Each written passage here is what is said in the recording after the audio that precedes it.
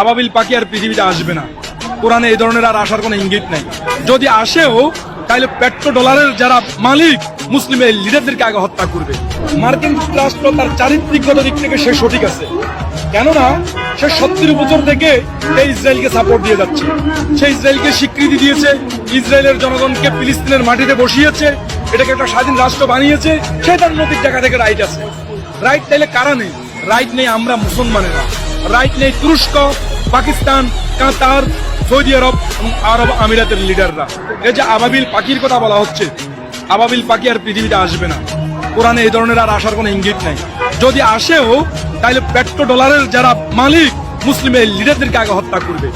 কেননা আমরা শিয়া সুন্নির নামে বিভেদ চড়াচ্ছি, আমরা বুকে নাক কোমরে হাত দিব সেটা নিয়ে আমরা দ্বন্দ্ব চড়াচ্ছি।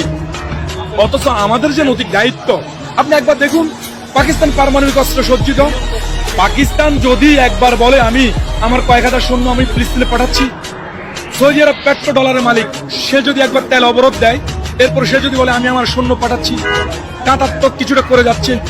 তুরস্ক, আমরা এরদোগান সাহেবকে আমাদের অলিখিতভাবে একজন খলিফা বলে থাকি।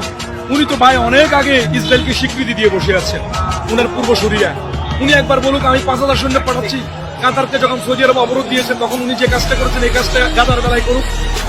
আরব আমিরাত, আপনি খেয়াল করুন, যখন কাশ্মীরে গণহত্যা চলছে, যখন ভারতে মানুষ হত্যা চলছে, তখন মোদী সাহেবকে আরব আমিরাত পুরস্কৃত করেছে।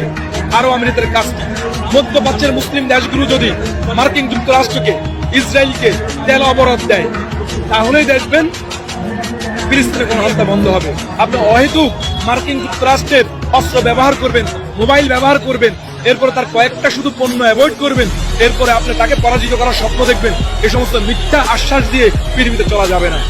যদি তাদেরকে পরাজিত করতে হয়, আমি আবার বলছি, এই যে শাহবাগী মিছিল হচ্ছে, কোনো কাজ হবে না। হ্যাঁ, আমরা আগামী দিন এই ইহকাল এবং পরকালে বলতে পারবো আমি আমার সামর্থ্য অনুযায়ী আমি তো ফিলিস্তিনের পক্ষে ছিলাম। কিন্তু সত্যিকার অর্থে যদি ফিলিস্তিনকে স্বাধীন করতে হয়, মুসলিম বিশ্বকে এক হতে হবে। বিশেষ করে পাকিস্তান, কাতার, সৌদি আরব, আরব আমিরাত এবং তুরস্কের নেতৃত্বে একটি শক্তিশালী ইউনিট তৈরি করতে হবে, তাহলেই স্বাধীন হবে ফিলিস্তিন।